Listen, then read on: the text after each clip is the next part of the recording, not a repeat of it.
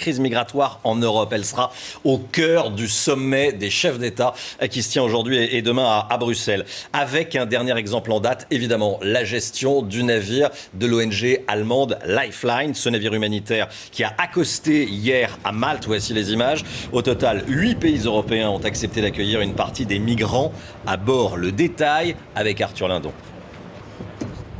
C'est sous le soleil de Malte que prend fin le périple du Lifeline. Il est 19h40 quand le navire humanitaire entre dans le port de La Valette.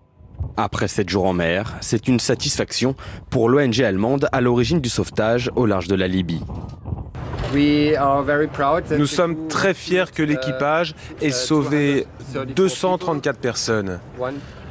Un homme a été évacué il y a 2 jours et maintenant, il y a 233 personnes, dont 17 femmes et 5 enfants.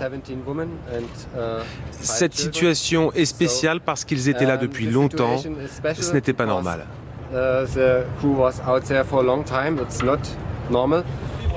À peine le bateau amarré, 3 femmes et leurs enfants sont conduits vers un hôpital dans cette ambulance. Les autres, après avoir débarqué, prennent place dans les bus de la police. Les migrants sont ensuite transférés dans la capitale maltaise pour que débutent les examens médicaux et les formalités administratives. Les demandeurs d'asile doivent être contrôlés avant d'être accueillis dans l'un des 8 pays volontaires, dont la France ou l'Italie.